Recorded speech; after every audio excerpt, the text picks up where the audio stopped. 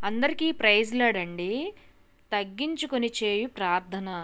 చిత్తగించుము, నేను నీచుడను, నేను నీకేమని ప్రత్యుత్తరమిచ్చెదను. నా నోటి మీద నా చేతిని ఉంచుకొనెదను. యోబు గ్రంథము 40 అధ్యాయము 4వ వచనము. యోబును గురించి దేవుడు ఈ విధముగా సాక్ష్యమిచ్చుచున్నాడు. నా సేవకుడైన యోబు సంగతి ఆలోచించితివా? అతడు యథార్థవర్తనుడును, న్యాయవంతుడును, దేవుని యందు భయభక్తులు కలిగి చెడుతనమును విసర్జించిన వాడు. భూమి మీద అటువంటి వాడెవడునూ లేడు.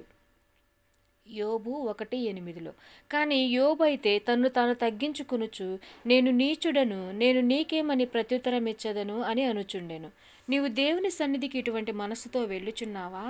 నీవు దేవుని సన్నిధిలో అనాలోచనగా పలుకుటకు నీ హృదయమును త్వరపడనీయక నీ నోటిని కాచుకొనుము.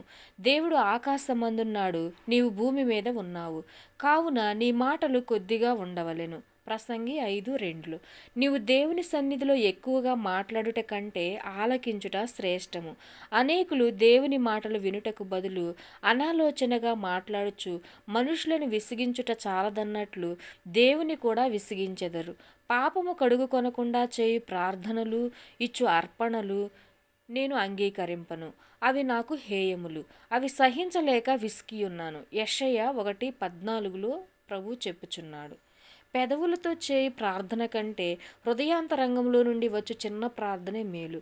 మాటల ప్రార్థన కంటే మూల్గుల ప్రార్థన దేవుడు ఎక్కువగా అంగీకరించును.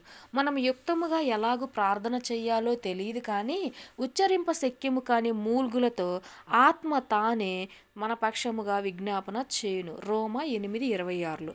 అలవాటుగా లేక ఇతరులు వినుట కొరకు మంచి మంచి మాటలతో చేయు దీర్ఘ ప్రార్థనలు దేవుణ్ణి విసిగించును. ఇటువంటి ప్రార్థన పాపమగును. అందువలనే యోబు, ప్రభువా, నేను నీచుడను, ఎలాగు యుక్తముగా ప్రార్థన చెయ్యాలో తెలియని వాడను, నా నోటి మీద చేతులు ఉంచుకొనుచున్నానెను.